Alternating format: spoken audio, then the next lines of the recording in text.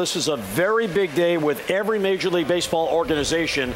The midnight deadline is looming for teams to sign their draft picks, and many of the top picks are still unsigned, including Manny Machado, who the Orioles took number 3 overall. Now, Ben, you went through this when you signed. You didn't sign until August the 19th, which I'm assuming back then in 1989 was near the deadline. Right. But what might be going through Manny Machado's mind? And by coincidence, you had the same representative, Scott Boras, right, who we know loves to get this thing right to the deadline. Right. I mean, Boras is a tough negotiator. You know, Manny Machado is an awesome talent. We all know about him. 3rd pick by the Orioles last year. A lot of comparisons to Alex Rodriguez. Big, tall, rangy kid with some pop. But, I mean, he probably just wants to play baseball. I mean, that's the bottom line. And hopefully this thing gets done. And I have a feeling that it will get done sometime late tonight. It'll get done. But, you know, the kid, you know, Boras has got a tough reputation. I'm going to tell you what, he always gives the client, the kid, the opportunity to say, hey, when I've had enough and I think it's where it needs to be, you make the call and I'll get you signed right there. So Boras has got a bad rap a lot of times, but I tell you what,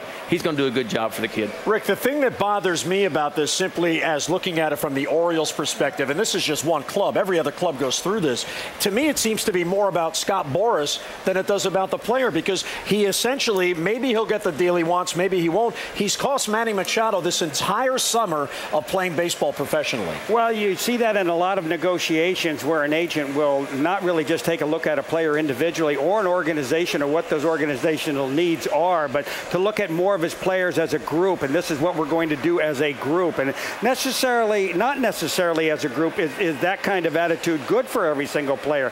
I mean, you have to consider, too, that, you know, he might be holding these players back knowing they'll have to go back into another year and wait for the draft again and everything, and then the next time they get drafted by a club that may present them with a little bit better offer than the last club will. But in the long run, it really hurts baseball and it hurts that organization, because I think we're in desperate need of starting to turn out some position players. We've done a very good job at drafting pitchers, and they're really starting to come around again. Now we need those position players. Otherwise, it's never going to change here, Jim. It's always going to be the Yankees, the Red Sox, maybe a couple other clubs like Tampa Bay, but there's never going to be the kind of parity we want, and agents control that.